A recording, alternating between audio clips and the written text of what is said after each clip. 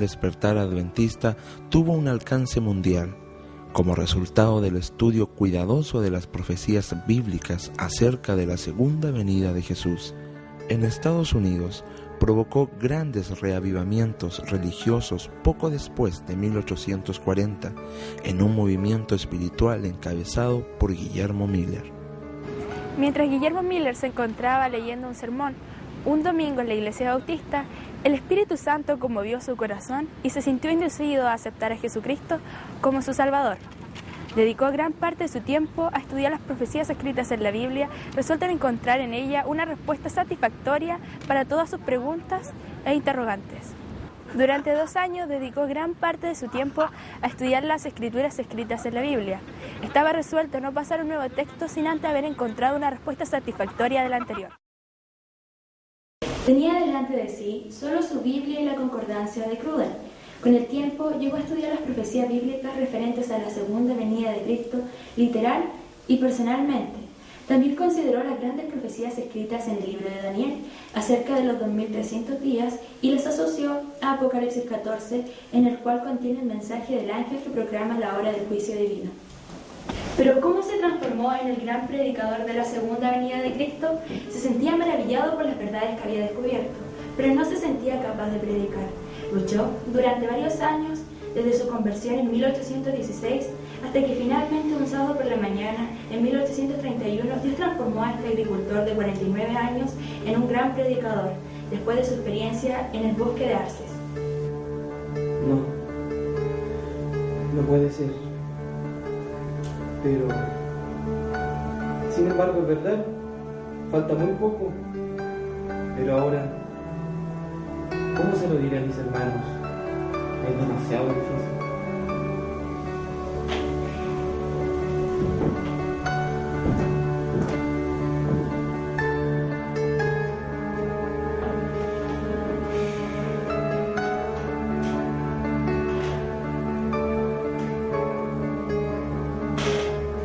Ya sé lo que haré.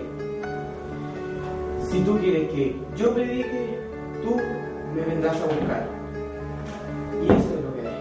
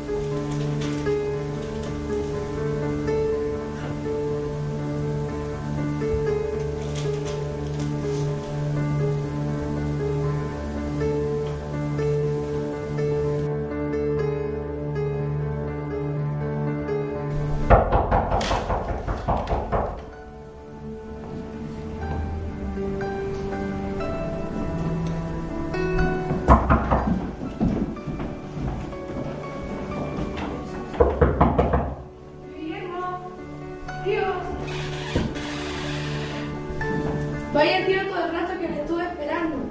Se nota que cada vez está más metido en sus estudios de la Biblia. Tío, ¿qué le sucede? Hijo, por favor, siéntate. Tío, mi papá me pidió que viniera a decirle si usted podría... Sí, ya lo sé. Tu padre quiere que yo... predique. Yo sé que es algo apresurado, fue algo inesperado. A ver, hijo, siéntate y espérame, por favor.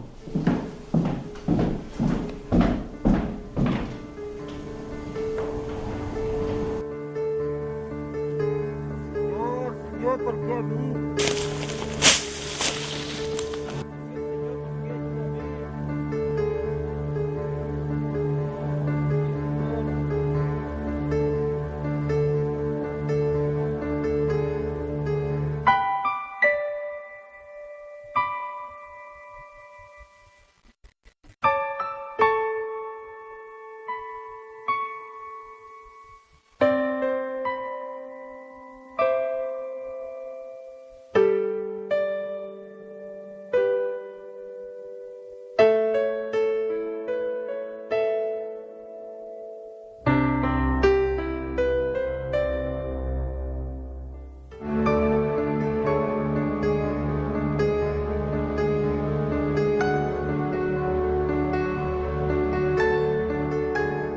Al ser confirmado por Dios mismo en su misión, Miller dejó de lado sus dudas y ansiedades y decidió dedicar su vida a predicar con todas sus fuerzas el mensaje de la segunda venida de Cristo.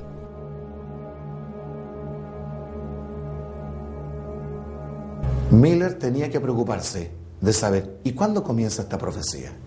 Comenzó a investigar en libros de historia durante muchos años. Imagínense, en 1818 se encuentra con Daniel 8:14. Recién va a predicar de este tema en 1831. Es decir, más de 10 años investigando en libros de historia cuándo y cómo es esta profecía. Lee en Daniel 9:25 y la vincula con los 2300 días, entendiendo que, donde dice el texto, desde la salida de la orden para restaurar y edificar a Jerusalén, es el punto de comienzo de estos 2300 días. ¿Por qué 22 de octubre?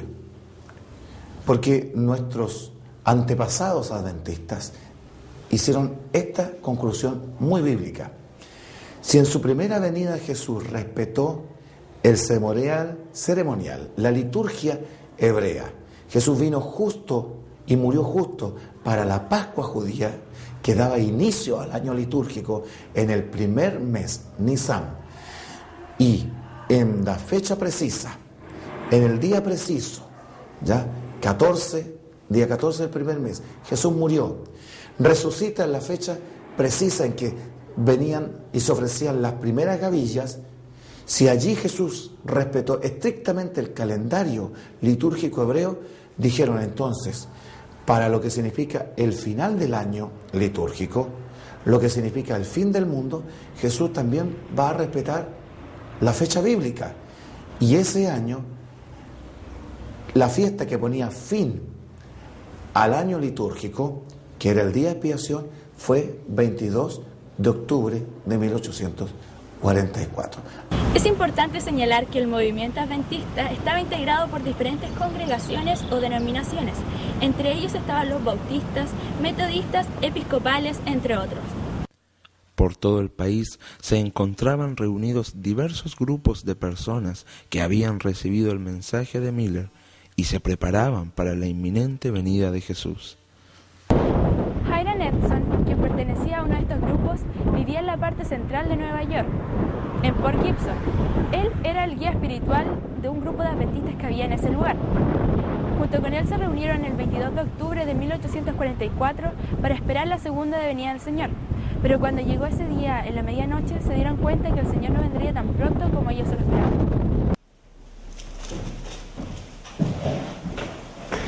Hermanos, hoy es la venida de Jesús. Alzaré mis ojos a los montes, de donde vendrá mi socorro.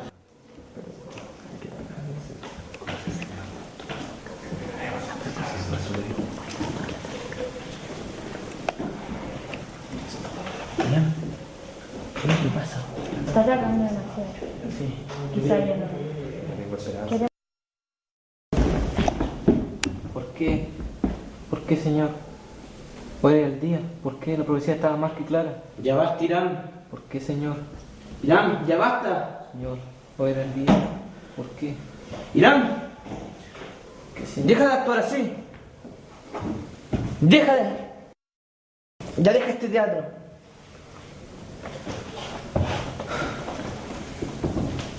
Anoche solamente quería hacer papel de principal, pero creo que solamente estabas actuando. Oh, por favor, Irán, por favor. Tú nos trajiste acá para ver la supuesta venida de Cristo. Ahora seremos el hazmerreír de este país. Por favor, Zacarías, cálmate. ¿Cómo quieres que me calme? Si mi familia y yo lo dimos todo por esta ilusión. Zacarías, no podemos rendirnos ahora. Si en realidad no era mentira lo que nos decías, entonces abre los ojos. Zacarías, estamos todos cansados. ¿Qué nos vamos a hacer? Además, entiéndelo. ¿Quién nos ataca de ira? Zacarías. Lo tenía considerado como un hombre de Dios. Pero al verlo hablar así... Mira, ¿estás seguro de todo lo que está pasando aquí? Estamos en plena oscuridad. Estamos todos confundidos. Ahora, hasta yo no sé qué pensar. Deberíamos orar. El hombre se equivoca, pero él no se equivoca. Digamos a los demás.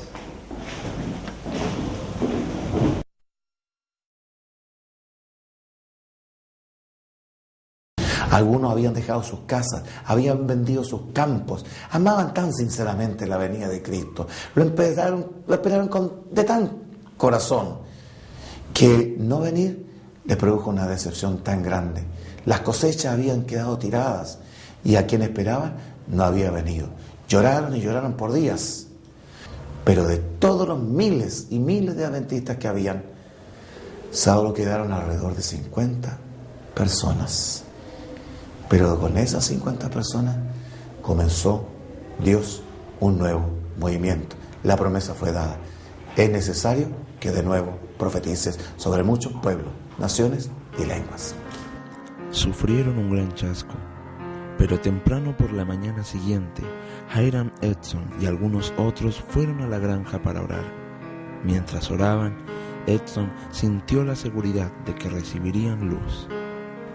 Edson, en una visión, vio los cielos abiertos y a Cristo en el santuario, entrando en el lugar santísimo para comenzar la última fase de su ministerio de intercesión en favor de su pueblo. Un estudio cuidadoso de la Biblia que realizaron Edson, Hahn y Crozier reveló que el santuario que debía ser purificado al fin de los 2300 años no era la tierra, sino el santuario celestial, y que esa purificación salía mientras Cristo intercediese por nosotros en el lugar santísimo.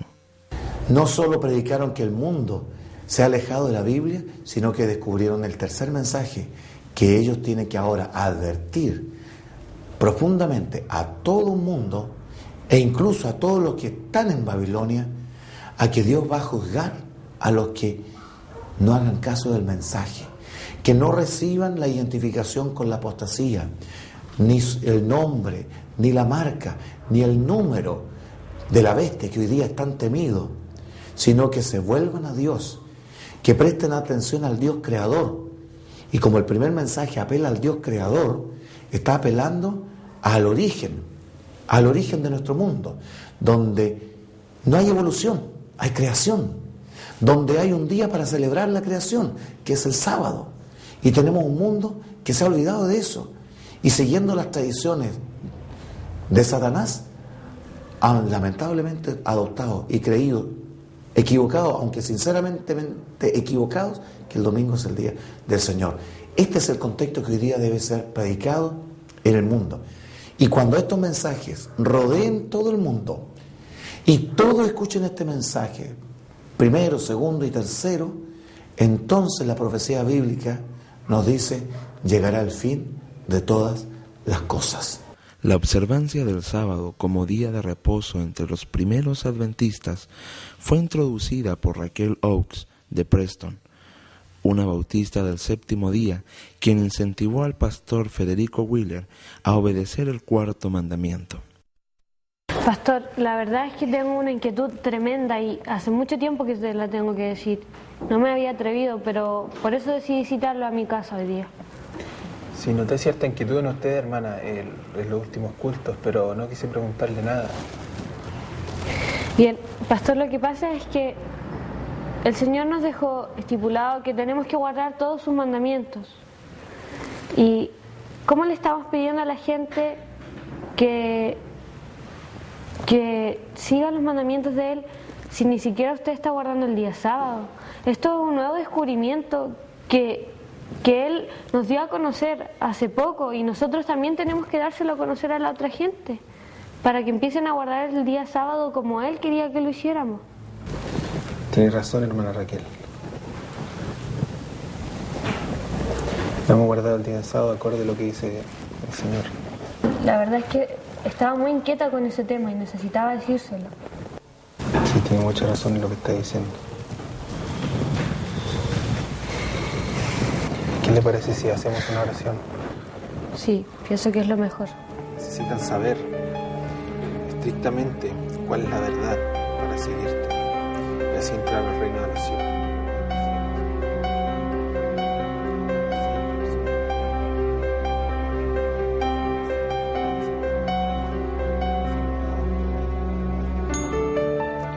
Wheeler fue el primer pastor adventista en guardar el sábado en Washington.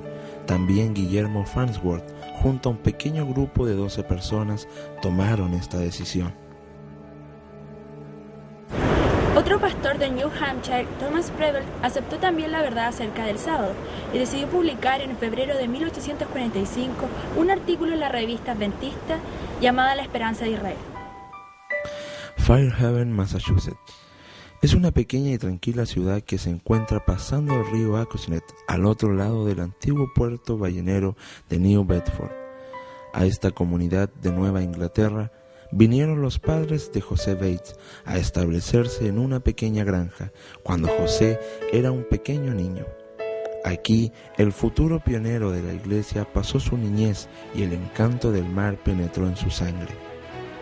A la edad de 15 años se embarcó en una nave comercial y por los siguientes 21 años vivió la vida de un marino. Bates retornó a la vida civil en 1828 con una pequeña fortuna y llegó a involucrarse en la causa abolicionista. Fue conocido como un hombre de coraje y convicción.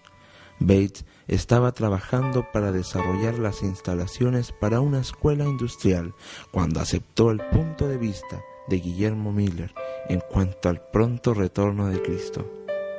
Cualquier cosa que el capitán Bates hacía, lo hacía bien. Él no era un trabajador de corazón dividido. Cuando trabajaba como capitán de mar, determinaba siendo el más eficiente capitán de mar. Cuando descartó las bebidas alcohólicas y el tabaco, lo hizo para siempre y no dio ni un paso hacia atrás. Muy bien, señores. Ustedes ya me conocen bien de todos estos años. Saben que soy un hombre que no le gusta nada cuidar niños. Creo que vas a tener que bajarte del barco, pequeño Willy. Basta de juegos. ¿Qué acaso no acabo de decir que no me gusta cuidar niños? Pero si siguen con eso, no me quedará más que castigarlos y mandarlos al rincón. En primer lugar, los miembros de la tripulación deberán llamarse los unos a los otros con su primer nombre completo. A William Jones no se le llamará más Willy ni Billy. Tampoco se aceptan sobrenombres. Por ejemplo, a James no se le dirá más Jimmy o Jim. Estoy cansado de esos apodos ridículos que ustedes usan. Con su primer nombre se les conocerá y punto. La segunda regla que impondré será que durante este viaje y para siempre no se dirá ninguna blasfemia, ni juramento, ni grosería. Pero capitán, siempre hemos tenido ese privilegio. ¿Privilegios quiere el señor? Lo siento, marinero, pero si quiere privilegios debió haber tomado el crucero de verano. Tampoco habrá licor a bordo, nada de licor, ni vodka, ni whisky, absolutamente nada. Además, está prohibido traerlo en las salidas. Pero capitán, ¿qué es un barco sin un buen alcohol? ¿Qué es un barco sin alcohol? ¿Qué es un barco sin vino? Te responderé con otra pregunta. ¿Qué es un barco sin borrachos? No quiero vicios aquí. La tercera norma que impondré será que los domingos no se lavará ni remendará la ropa. El domingo es el día del Señor. Cuando comenzó a predicar el advenimiento de Cristo, puso todo su dinero y corazón en favor de su predicación. Cuando vio la luz sobre el sábado del cuarto mandamiento, comenzó a guardar el sábado desde la primera ocasión.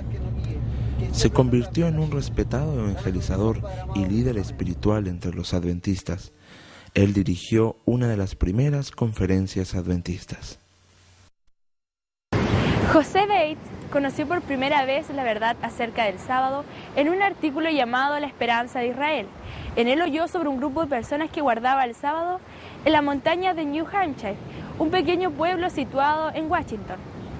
Bates sintió un ardiente deseo de hablar con ellos y comentarles acerca de su fe, así que compró un boleto en un tren y fue lo más lejos que el tren pudo llevarlo.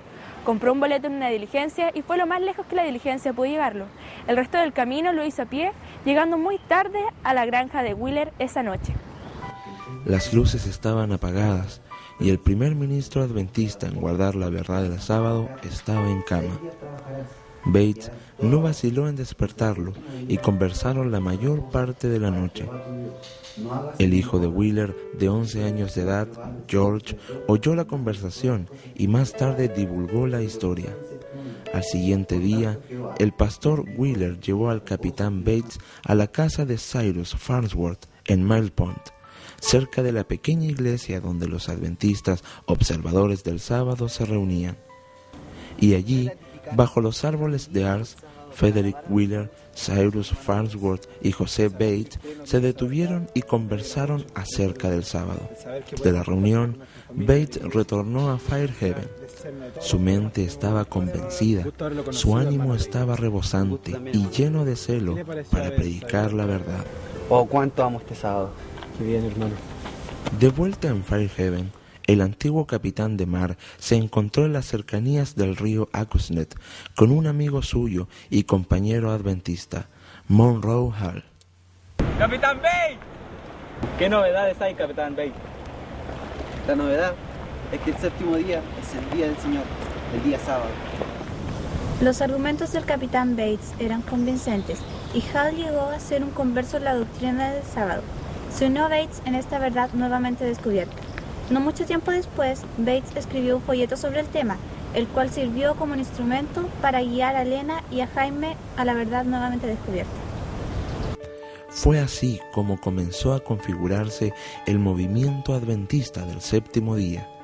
Pero Dios tenía algo muy importante que quería entregarle a su pueblo, el don de profecía. La Biblia llama al don profético el espíritu de la profecía. Y en el libro de Apocalipsis nosotros encontramos este registro en el capítulo 19, versículo 11, en donde este trozo de la Escritura dice que el espíritu de la profecía es el testimonio de Jesucristo. Creemos ciertamente nosotros que este don de la profecía en los últimos tiempos se manifestó en Elena de White. Antes de ella existieron otros hombres que fueron llamados para cumplir con esta responsabilidad. Uno de ellos fue William Foy, quien por un corto tiempo él asume esta responsabilidad, pero luego, cierto, de un tiempo él comienza a tener un poco de temor, un poco de desconfianza, puesto que él era de raza negra y él pensaba que sus hermanos o amigos le iban a dar poco crédito a lo que él estaba anunciando. Posteriormente vino Hazen Foss, otro hombre, ¿cierto?, que fue llamado para recibir este mensaje de parte de Dios, para llevar adelante este ministerio, pero él rechazó rotundamente este llamado de Dios. Y de acuerdo a los designios de Dios, él entrega entonces este don al más débil entre los débiles, y esta fue una señorita de 17 años llamada en aquel tiempo Elena Harmon, y siendo una niña muy cristiana, muy devota de la iglesia metodista, el Señor la llama para cumplir este precioso ministerio delante de Dios.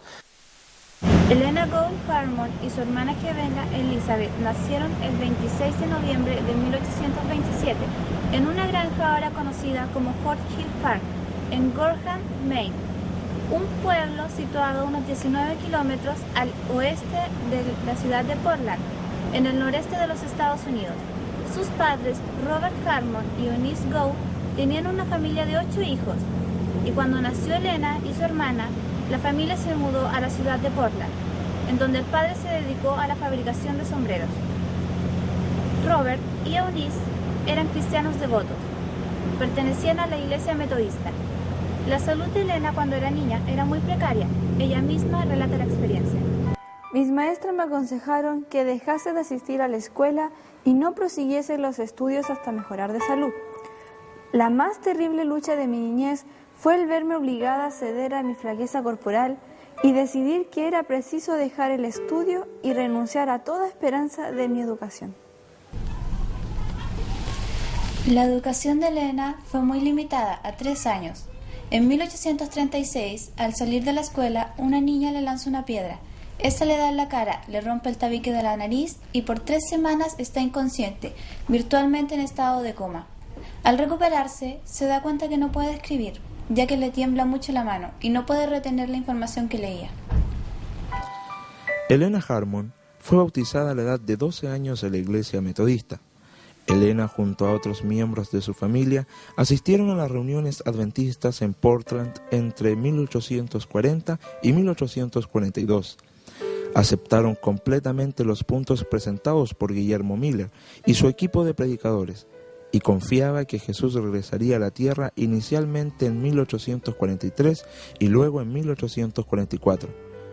Años más tarde, ella escribió sobre Miller. Él trazaba las profecías con una precisión convincente y mantenía cautiva a la multitud. Las fervientes actividades realizadas por la familia para promulgar la doctrina del segundo advenimiento indujeron a la Iglesia Metodista de Portland a expulsar a la familia de la feligresía de esta misma, a fines de 1843. Cuando llegó el 22 de octubre de 1844, el tan esperado advenimiento no ocurrió, pero Elena siguió creyendo fielmente que la profecía se cumpliría en algún futuro cercano. El gran chasco del 22 de octubre de 1844 sorprendió a Elena con solo 17 años, pero a pesar de su juventud, su espiritualidad no disminuyó. En diciembre de 1844, Elena Harmon tuvo la primera visión de casi 2000 visiones y sueños proféticos que tuvo durante su ministerio de 70 años, los cuales contribuyeron a fortalecer la confianza de los demás creyentes en el advenimiento. Debido a su precario estado de salud, Elena estaba alojada en la casa de los Hain, en South Portland, Maine. Su médico y sus amigos habían aceptado ya la idea de que moriría de tuberculosis. Era la hora de la meditación matinal y ella, junto a un grupo de mujeres, estaban orando en busca de respuestas sobre el gran chasco. La noticia de las visiones de Elena se difundieron localmente. Elena relató su primera visión a un grupo de creyentes adventistas en Portland. Este pequeño grupo creyó que era Dios quien los dirigía a través de esa joven. Hermanos, experimenté la sensación de ascender mirando hacia arriba. Vi al pueblo adventista que viajaba hacia la santa ciudad y detrás de ellos una luz brillante que representaba el clamor de la medianoche, dado por Guillermo Miller. Delante de ellos vi una luz y a Jesús que los guiaba a la ciudad. Vi la segunda venida de Jesús y con ellos a los muertos que volvían a la vida y nosotros que subíamos a la Nueva Jerusalén. Luego realizó muchos viajes con varios miembros de su familia o mujeres que ella conocía. También la acompañaba un joven ministro, Jaime White. Estos viajes tenían por objetivo contar su experiencia en Maine y los estados vecinos. Hermana Elena. Hermano Jaime, pensé que no lo vería hoy. Sí, es que bueno, había muchos hermanos después del culto que tuvimos hoy, pero en ese momento quería hablar con usted. Está bien, está bien. Yo comprendo que es un hombre muy ocupado en la causa. Yo también tuve la intención de hablarle, pero no quise interrumpir a los caballeros. ¿Y por qué se me molestó en correr así? Respire. Gracias, hermana. Quería hablar con usted, pero como ya ve... Así veo, Jaime. Lo noto algo inquieto. ¿Qué sucede? Verá usted, realmente sigo muy intrigado por lo que hablamos aquel día. Hermano, de verdad, me gustaría ayudarle, pero estoy tal como usted, no sé nada más. Pero Elena, tú eres la mensajera del Señor. Dios te escogió por algo, tú eres muy especial para Él, no como nosotros. Sí, soy débil entre los débiles, simplemente eso.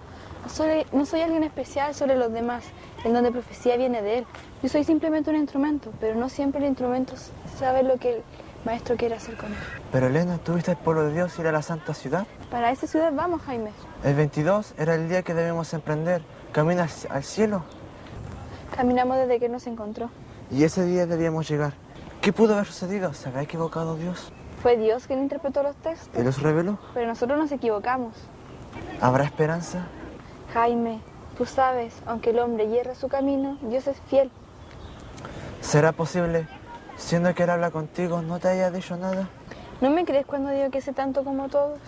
Elena, no nos podemos quedar así. No podemos. Debe existir una explicación. Sí, Jaime, pero Él aún no la ha revelado. Tranquilo, ten paciencia. Mientras tanto tengamos fe. Elena, Lo he visto con mis propios ojos. Dios te está usando. Debo admitirlo, te admiro mucho. Jaime, recuerda que... Es decir, admiro lo que Dios está haciendo mediante ti. Tú solo eres un instrumento en sus manos, pero yo creo de verdad. Lo sé. Bien, Jaime, ya es tarde, debo irme. Mi madre me espera en casa. Cuídate, confía, ten paciencia. Adiós. Gracias. Elena, yo... Dime, Jaime. Quisiera saber si tú... Yo... ¿De veras que no sabes nada aún? Jaime, bienaventurado eres, paciencia. La primera visión fue escrita por Elena Harmon un año después, el 20 de diciembre de 1845, y publicada en el Day Star de Cincinnati, Ohio, el 24 de enero de 1846. En 1845, Elena viaja al este de Maine para encontrarse con los adventistas de ese lugar. En el mes de febrero tuvo otra importante visión, en la cual contempló el santuario celestial.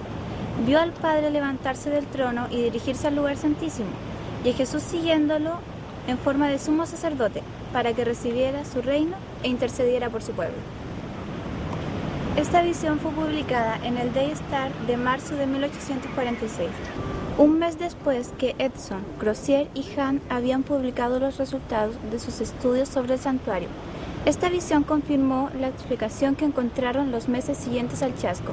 Más tarde, ella escribe al respecto.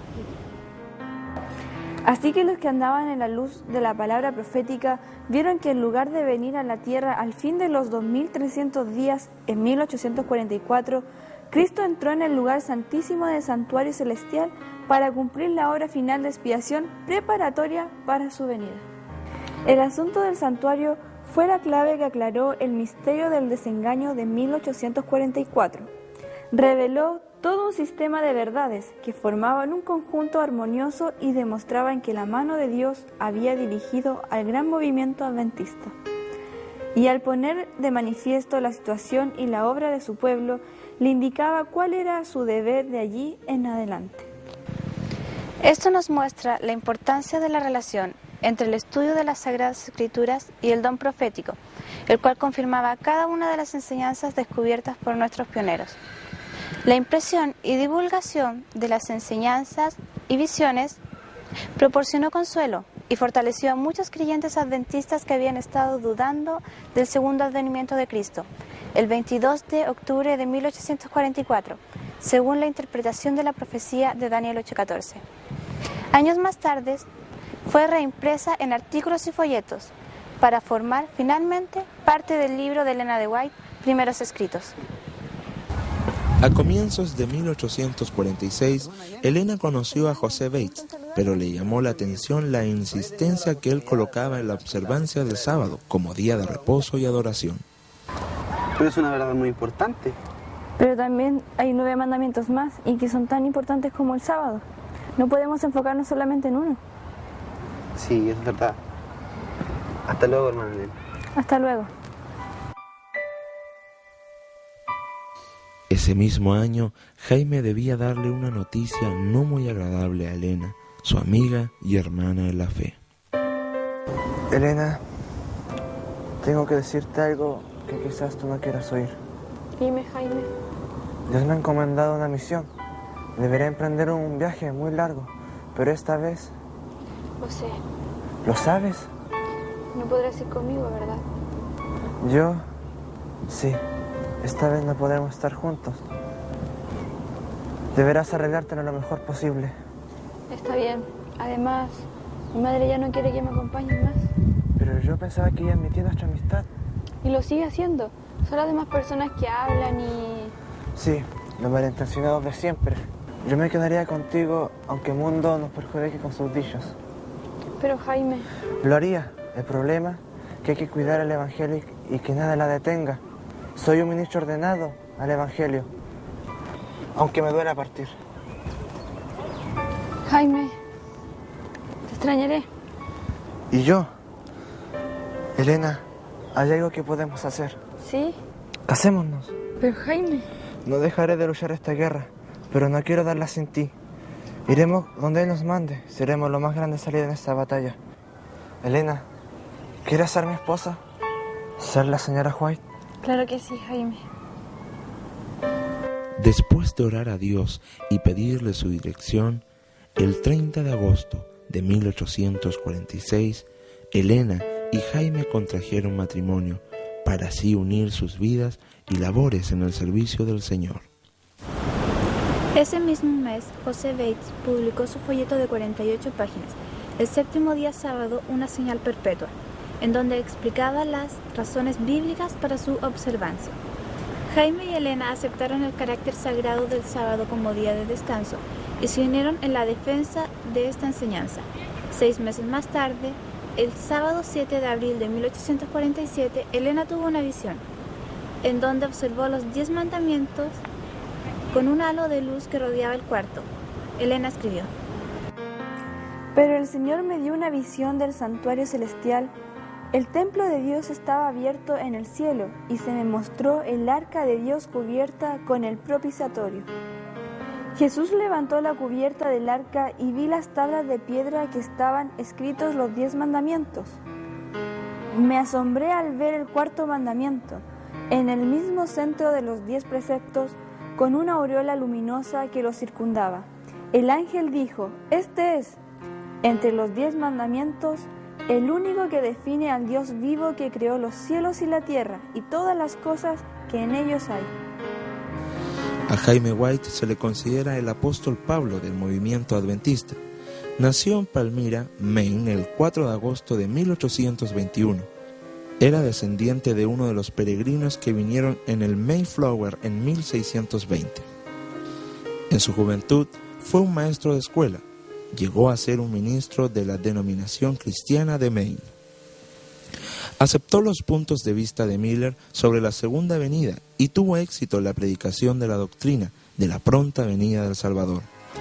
En enero de 1843, en medio de un frío invierno en Maine, fue más de 100 millas de distancia a lomo de caballo, escasamente cubierto y sin dinero, para trabajar entre extranjeros. Jaime White ha sido para los adventistas del séptimo día un gran ejecutivo y dirigente misionero. También fue un poderoso evangelista público. No solo participó con Guillermo Miller, José Bates y otros predicadores que promulgaban el advenimiento de nuestro Señor, sino que sobrevivió a la causa millerita y se convirtió en uno de los más grandes apóstoles de la causa adventista. Fue el publicador del primer periódico editado por los adventistas del séptimo día, La Verdad Presente, en 1849. Fue el primer editor de la revista Heraldo en 1850, del Instructor de la Juventud en 1852 y también de Señales de los Tiempos en 1874. Fue presidente de la Asociación General durante 3 periodos, entre 1865 y 1880. La primera reunión de los adventistas fue en Rocky Hill, Connecticut, en abril de 1848, en la casa de un adventista llamado Alberto Belden. De ahí en adelante se realizaron alrededor de 20 conferencias bíblicas de fin de semana, hasta diciembre de 1850. Fue en estas reuniones donde las enseñanzas de la Iglesia Adventista del Séptimo Día tomaron forma, usando los mismos métodos de Lutero en la dieta de Worms, la escritura, la razón y la conciencia. Jaime, Elena, Edson y Bates dirigieron los estudios bíblicos y las reuniones de oración. Es importante recalcar el rol del espíritu de profecía en estas conferencias. Cuando el grupo no podía progresar más allá en el estudio, Elena recibía visiones donde se explicaban los textos bíblicos. Ella no usaba su razonamiento y siempre enfatizaba que la Biblia se explicaba por sí sola, mediante la inspiración del Espíritu Santo, y que las visiones no eran dadas para reemplazar el estudio de la Biblia. En 1888 escribió: Dios quiere que vayamos a la Biblia para conseguir las evidencias de las Escrituras. A medida que avanzaban más y más en el conocimiento de las verdades bíblicas, comenzaron a sentir la necesidad de publicarlas. En la sexta conferencia, realizada en noviembre de 1848, Elena tuvo una visión que involucraba a la naciente iglesia en un plan divino. Dios le indicó que su esposo debía publicar un pequeño periódico para difundir las verdades bíblicas. En la visión observó cómo rayos de luz circundaban el mundo entero y que sería un éxito desde el principio. Como consecuencia, los esposos White iniciaron la publicación de un periódico de 8 páginas denominado La Verdad Presente, publicado por primera vez en Connecticut en 1849. Jaime White trajo 1000 copias y en la casa de los Belden fue donde un pequeño grupo oró por la bendición de Dios. En la última parte de 1850, el título se sustituyó por el nombre de Revista del Segundo Advenimiento y Heraldo del Sábado, publicación de la Iglesia Adventista que existe hasta hoy. En noviembre de 1855, en respuesta a una invitación de observadores del sábado del estado de Michigan, el equipo de impresión fue trasladado a Battle Creek, donde los esperaba una pequeña casa editora. En 1875, los White se encontraban en Battle Creek. Después de haber estado muy enferma, Elena fue sanada por Dios, en respuesta a las oraciones que hicieron por ella los líderes de la iglesia. En ese momento tuvo una visión, en donde Dios le mostró el éxito de la obra de las publicaciones para difundir el mensaje del advenimiento a través del mundo. Bueno, en mi visión vi el mundo envuelto en tinieblas. Luego, a través de la oscuridad, comenzaron a aparecer luces en distintas partes del mundo y todo comenzó a iluminarse. Observé que habían imprentas operando en todo el mundo. ¿En qué parte del mundo? No recuerdo bien los nombres de los países, pero al verlo lo recordaría. Pero creo recordar uno, sí, el nombre de Australia. En 1891, Elena visita Australia, donde se encontraba la imprenta, en la calle Best Street. Al llegar allí, reconoce a todos los trabajadores, tal y como lo vio en la visión 17 años antes. El 22 de julio de 1829 nació en Portland, Maine, John Nevis Andrews. A los 15 años, después de oír la proclamación millerita del pronto regreso de Jesús, se unió a aquellos que lo esperaban. Soportó la tristeza y angustia del gran chasco y presenció cómo el fanatismo envolvió a sus hermanos en la pequeña localidad de París. Fue gracias a Dios, a través de la intervención del espíritu de profecía, mediante la hermana White, que junto a su esposo censuraron el fanatismo, la herejía y restauraron la unidad doctrinal en la localidad de París. Salieron del error, confesaron sus faltas los unos a los otros y el Espíritu de Dios descendió sobre ellos. Decir que cambiaría 1000 errores por una verdad. Muchas gracias, hermano.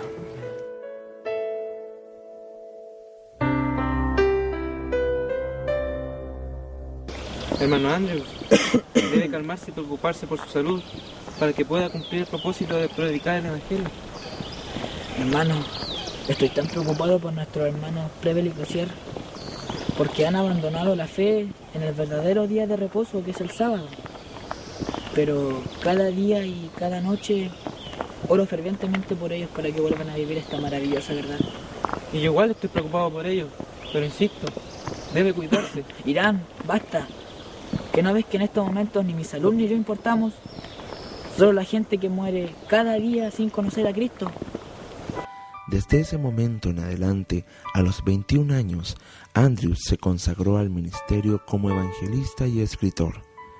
En 1850 comenzó el ministerio pastoral itinerante en Nueva Inglaterra. Fue parte del consejo editorial de la revista Heraldo y ordenado como pastor en 1853. Realizó viajes al oeste de Estados Unidos para predicar el Evangelio junto a Hiram Edson y José Bates. Andrews tuvo un papel fundamental para el establecimiento de la teología adventista. Dentro de sus logros más memorables se encuentra el haber reconocido a la bestia de 2 cuernos de Apocalipsis 13 como los Estados Unidos de Norteamérica. También fue el autor del libro histórico Historia del Sábado y del Primer Día de la Semana. En 1874, después de soportar la agonía de su esposa y verla morir, decidió ampliar las fronteras del mensaje adventista. Se embarcó en Boston rumbo a Europa con sus 2 hijos. Ese fue uno de los grandes momentos de nuestra historia. El adventismo remontaba en ese momento a la herencia apostólica de evangelizar a todas las naciones, tribus, lenguas y pueblos.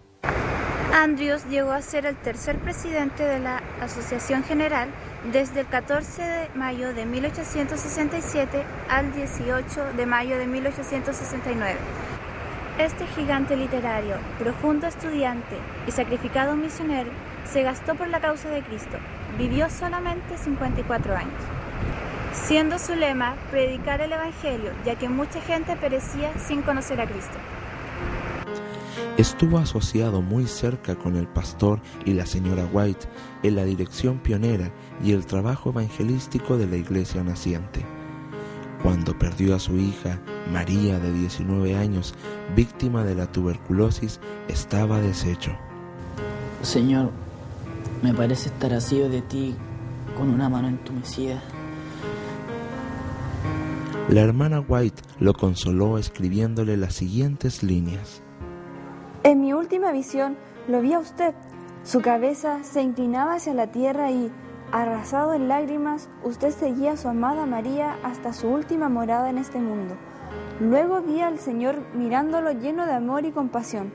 Vi la venida de aquel que ha de dar la vida a nuestros cuerpos mortales, y su esposa y sus hijos salían de sus tumbas vestidos de esplendor inmortal. La vida de Andrews fue un constante salmo de victoria sobre el dolor y el infortunio. Dios lo usó para reunir las esparcidas compañías que guardaban el sábado en Inglaterra y en el continente europeo, para organizar la obra con oficina central en Basilea, Suiza. Después de la muerte de su hija, regresó a Basilea para continuar con la obra pionera que había comenzado algunos años atrás. Murió en 1883, víctima de la tuberculosis, sin dejar el servicio activo y lamentándose por los manuscritos que no pudo terminar. Murió como un sacrificado misionero, ya que tenía la mirada puesta sobre el galardón. A medida que la iglesia se desarrollaba, Battle Creek llegó a ser su centro de operaciones y de administración hasta el año 1903, fecha en la cual se trasladó a Washington, D.C. Durante 20 años ellos permanecieron disgregados, permanecían asistiendo a sus iglesias, pero a la vez tenían esta fe grande en su corazón en torno al tema de la segunda venida de Cristo. Fue así como ellos comenzaron a ver la necesidad de reunirse, a ver la necesidad de poder organizarse. Y en 1863 ellos se organizan definitivamente como iglesia. Ellos, a la vez de fundar una iglesia con 3.500 miembros, ellos también fundan un colegio y a la vez edifican un sanatorio, haciendo caso de esta triple misión de Jesús, que era el enseñar, el sanar y el salvar. Confiados en la dirección divina, estos hombres y mujeres invirtieron todo lo que tenían en esta causa, tiempo, bienes y hasta la vida misma, cumpliendo el solemne juramento realizado aquel 23 de mayo de 1863, en el cual prometían guardar los mandamientos de Dios y la fe de Jesús. Y hoy en día la Iglesia Adventista tiene una cantidad de 17 millones de adventistas en el mundo. Nuestra Iglesia ha perseverado predicando el Evangelio a través de las publicaciones, a través de el área y el ministerio del colportaje, esparciendo los libros con nuestros mensajes al mundo, con el mensaje del Evangelio, de la segunda venida de Cristo, con el mensaje de la reforma pro salud, temas muy interesantes que llaman la atención del corazón de mucha gente en el mundo. La Iglesia también ha utilizado los medios de comunicación, como la radio. Es así como en 1929 comienza el programa La Voz de la Profecía, y en 1942, para el lado de lo que es Sudamérica e Interamérica, estaba el programa La Voz de la Esperanza. nosotros como iglesia también llevamos adelante en la actualidad la predicación del mensaje a través del canal Nuevo Tiempo, que está esparcido durante gran parte del globo terráqueo, específicamente en Brasil, el canal Nuevo Tiempo, y aquí en nuestro país, en Chile, tenemos la red más grande de canal, ¿cierto? Señal abierta de televisión, el canal Nuevo Tiempo también. Al recapacitar en nuestra historia pasada, habiendo recorrido cada paso de nuestro progreso hasta nuestra situación actual, puedo decir, alabemos a Dios. Mientras contemplo lo que el Señor ha hecho, me siento llena de asombro y confianza en Cristo nuestro caudillo. No tenemos nada que temer en lo futuro, excepto que olvidemos la manera en que el Señor nos ha conducido y sus enseñanzas en nuestra historia pasada.